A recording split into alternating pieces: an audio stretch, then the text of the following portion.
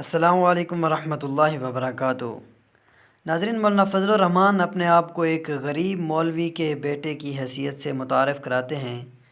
ان کے والد مفتی محمود ذوالفقار علی بھٹو دور میں اپوزیشن لیڈر اور خیبر پختونخوا کے سابق وزیر اعلیٰ رہ چکے ہیں۔ مولانا فضل الرحمان نے اپنے والد کے نقش قدم پر چلتے ہوئے دینی مدارس سے تعلیم حاصل کی۔ ان کی تربیت ڈیرہ اسماعیل خاں کے دیہی ماحول میں ہوئی۔ مفتی محمود سیاسی اور دینی مصروفیات کی وجہ سے گھر سے دور رہتے تھے۔ ان کی پرورش ان کے چچا خلیفہ محمد نے کی۔ وہ گاؤں کے پرائمری اسکول میں پڑھنے جاتے تھے۔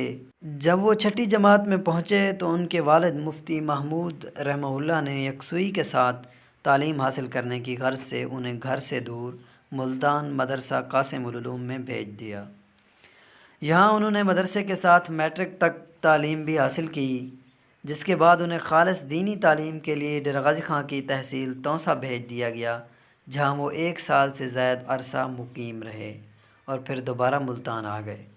انہوں نے اکوڑہ خٹک میں بھی 8 سال تک دینی تعلیم حاصل کی۔ دوران تعلیم انہیں اپنے اساتذہ سے خوب ڈنڈے بھی کھانا پڑے۔ اسی عرصے میں ان کے والد مفتی محمود نے انہیں جلسوں، جلوسوں اور سیاسی سرگرمیوں سے ہی دور رکھا۔ انہوں نے اپنے والد کے برعکس ایک شادی پر ہی اکتفا کیا۔ بچپن میں انہیں والی بال کھیلنا پسند تھا۔ جب ان کے والد کی وفات ہوئی تو پھر سیاست کے میدان میں کھلاڑی بن گئے۔ ناظرین، اس ویڈیو کے بارے میں ایک کومنٹ ضرور دیجیے گا اور چینل کو ضرور سبسکرائب کیجیے گا۔ والسلام۔